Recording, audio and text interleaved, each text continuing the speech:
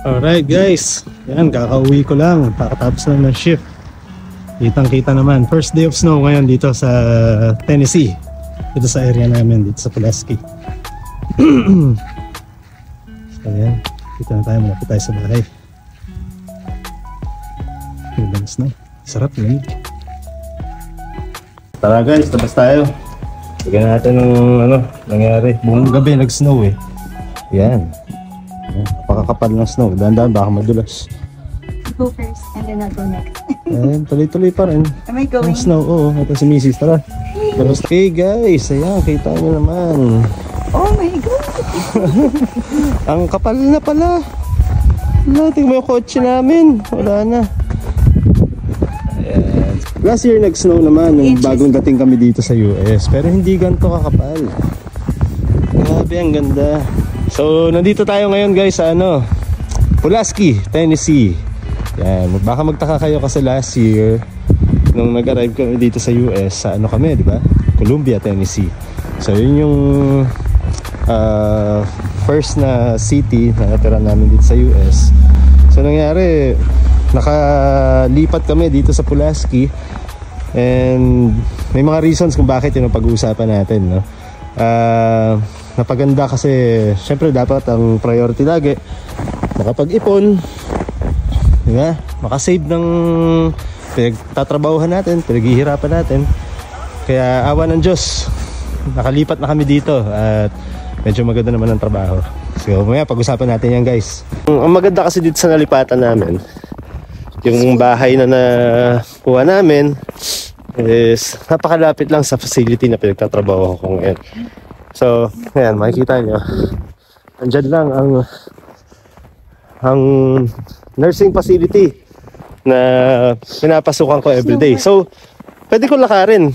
Lakarin ko lang. So, tipid agad ako sa gasolina. Kahit may ganitong klaseng weather, hindi ko na kailangan mag-drive na malayo. Naka one year na ako sa sa Columbia. So, okay naman, nakaipon naman. Na-enjoy naman namin yung lugar. Siyempre, yung sinusweldo natin. Sabi, ang kapal na pala. So, nangyari, yung after 1 year, nung tinitignan ko yung finances namin, nakikita ko na sa dami ng mga overtime ko and sa sinusweldo ko monthly, karamihan na pupunta rin lang talaga sa sa bayad sa upa, sa renta ng bahay. Saka syempre, may binabayaran din kasi akong kotse. Ang number one na nakita ko na pwede kong may adjust is yung rent ng bahay. Kasi nangyari planado naman nung bago kami pumuntang US, kumuha na ako ng apartment sa Pilipinas pa lang So, na-compute ko naman kung magkano. Yung unang apartment na nakuha namin nasa 1,450 o 1,470, parang ganun. So, considering na yung upa, lahat, bayad ko sa kotse, and sa IAS pa ako, so medyo expected naman, medyo mas mahal ang bayad sa car monthly. Computed ko na dapat na kikita naman or may ma-save naman. Pero nangyari, yung apartment na nakuha namin, summertime, nagkaroon ng problema. Hindi pala gumagana yung aircon niya. Kasi nakuha namin winter. So hindi namin nagamit yung air conditioning. So sira pala. So, after 2 months yata yun na pinapa-repair namin, nire-request namin na maayos sila, hindi na ayos talaga. So, without penalty, pumayag sila na na lumipat na lang kami. And we decided na grab na yan, lumipat kami. Kaso that time, wala masyadong available sa mga apartments. Siyempre, tuloy-tuloy ang trabaho. Mga bata naiinitan na. Kaya, so, ginawa namin, yung first na apartment na makita namin na naisip namin na okay naman na, lumipat kami doon. Kaso, ang nagkamali ako, ang laki ng difference.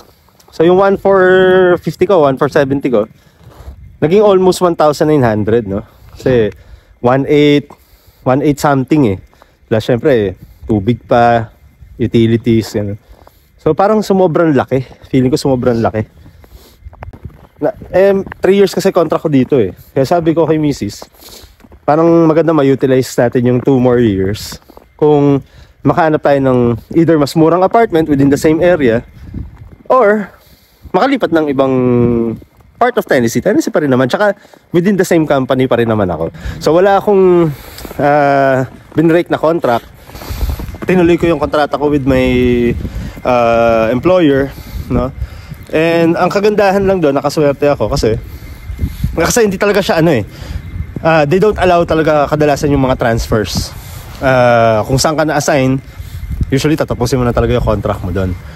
So nagkaroon lang ng blessing na nung time na yun, naghahanap-hanap ako. Actually kasi nga, twice nga ako na-decline na mag-transfer. Nagtanong na ako sa main office namin kung sakaling meron lang. Kasi itong Pulaski, kung matatandaan nyo yung video ko last year, ito yung una namin pinuntahan na may Filipino community rin talaga dito. Thanksgiving.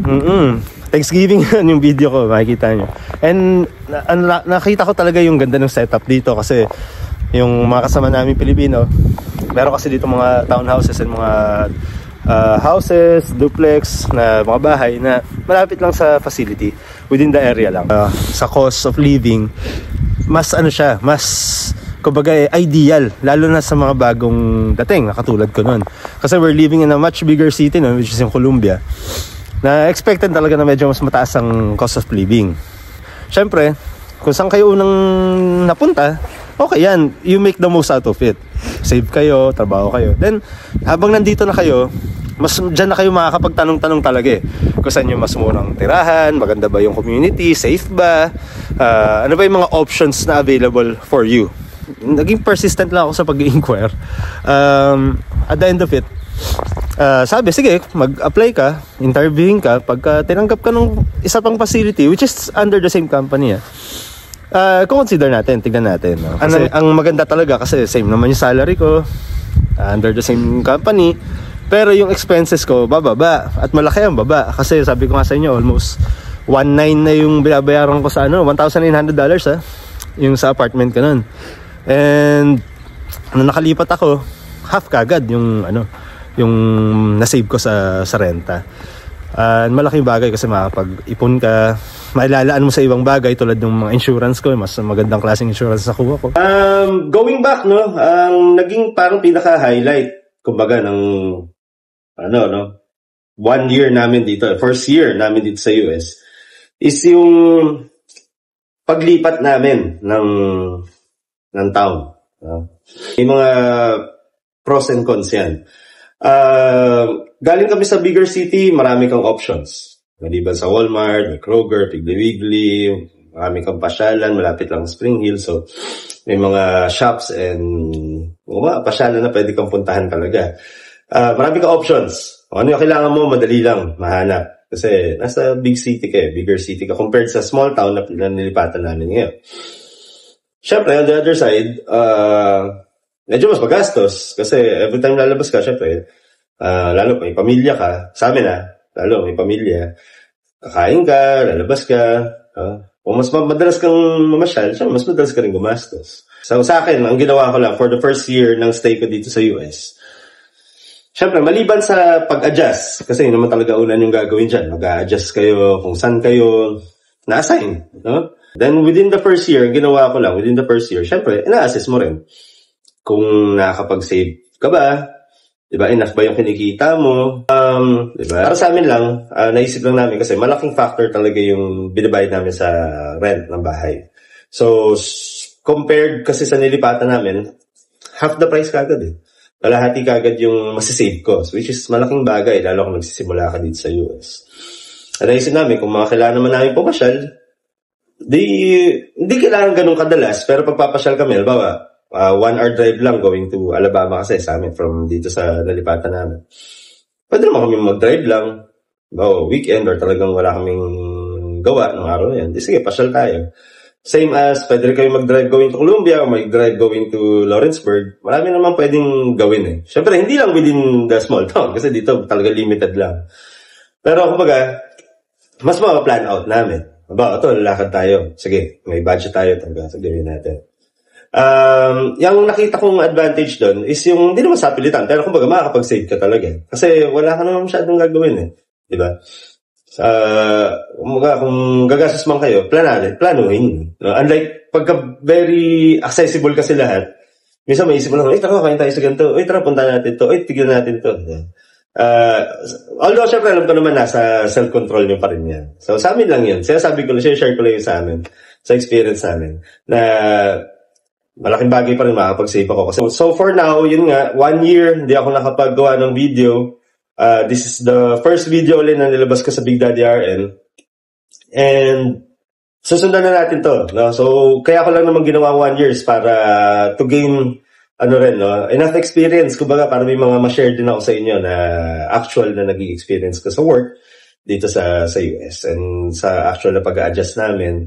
And so, yun nga, sabi ko nga, syempre, for me, being the head of the family, nung paglipat namin dito sa US, syempre, number 1 goal ko naman talaga sa isip ko is to save up, diba? To lessen my expenses, and syempre to earn a little more, no? Kung kaya pa. Hindi yung papasok yung mga overtime and everything. So, babalance out ko talaga lahat yan. And nakita ko nga after a year, yun yung pwede kong adjust kagad, na malaking bagay kagad for us is to transfer sa mas murang apartment. Siyempre, hindi nyo i-risk dyan kung kasi marami talaga mas mura, pero titingnan nyo rin yung lugar, kung safe ba, di ba?